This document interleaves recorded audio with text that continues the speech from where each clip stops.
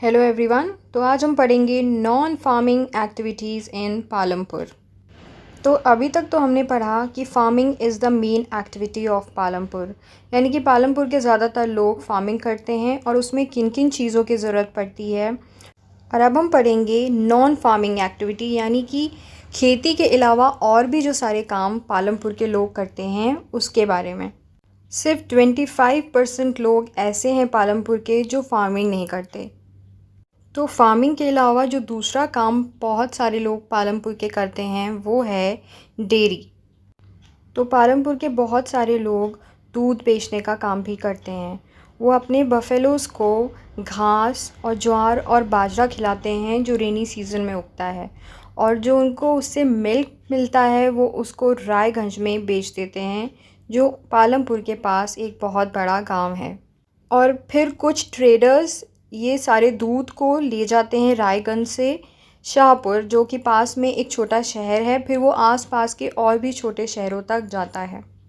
Second काम जो पालमपुर के लोग करते हैं वो है स्मॉल स्केल मैन्युफैक्चरिंग, यानी कोई भी चीज़ को बनाना पर बहुत ही छोटे स्केल पे, बहुत ही छोटे लेवल पे।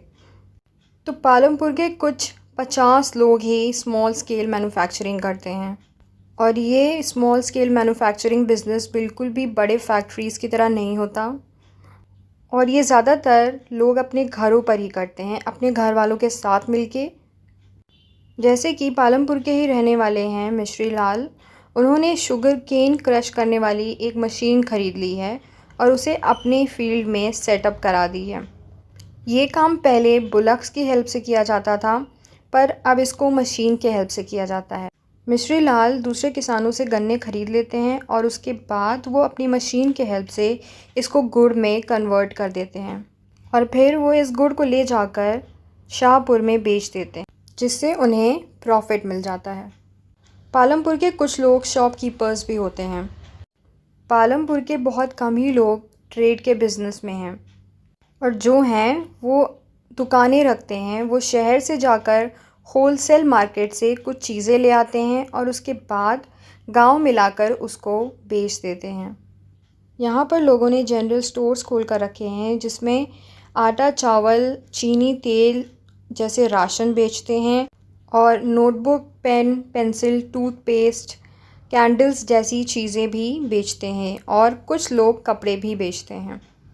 और कुछ लोग जिनके घर बस स्टैंड के पास हैं, वो लोग अपने घर के पास ही छोटे छोटे ठेले लगाकर खाने पीने की चीज़ें भी बेचते हैं। जैसे कि गांव का ही रहने वाला एक बंदा करीम, उसने गांव में एक छोटा सा कंप्यूटर क्लास सेंटर खोल रखा है।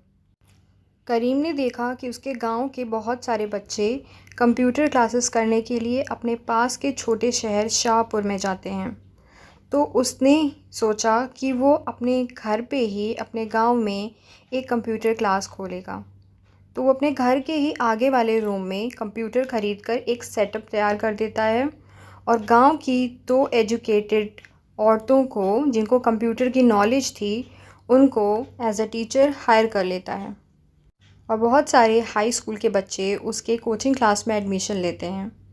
तो और जो दूसरा काम पालमपुर के लोग करते हैं वो है ट्रांसपोर्ट। ये भी एक ऐसा काम है जो पालमपुर के लोगों के बीच बहुत ज़्यादा तेज़ी से फेमस हो रहा है। पालमपुर से रायगंज जाने वाली रोड पे बहुत तरह तरह के ट्रांसपोर्ट सिस्टम देखने को मिलते हैं, जैसे कि rickshaw, tonga, jeep, tractor, truck, bullock carts, bogie etcetera. तो कुछ लोग या तो लोगों को ट्रांसपोर्ट प्रोवाइड कराते हैं, या फिर कुछ लोग सामान को इधर से उधर ट्रांसपोर्ट करते हैं, जिसके बदले उन्हें पैसे मिलते हैं। जैसे कि गांव का ही रहने वाला एक बंदा किशोरा, एक वो फार्म लेबरर है, और फार्म लेबर्स इतना नहीं कमा पाते सिर्फ लेबरिंग करके कि वो अपनी फैमिली की ज़रूरतों को पूरा कर सकें। तो कुछ सालों से किशोरा ने एक दूसरा काम भी स्टार्ट किया अपार्ट फ्रॉम लेबरिंग। कुछ साल पहले गवर्नमेंट ने एक स्कीम स्टार्ट की थी जिसमें गरीब किसानों को भी लोन मिल जाता था।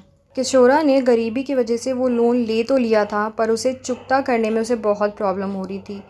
तो अपार्ट फ्रॉम फार्म लेबरिंग वो बफेलो मिल्क भी बेचता था, पर उससे भी उसकी प्रॉब्लम सॉल्व नहीं हो पाती थी।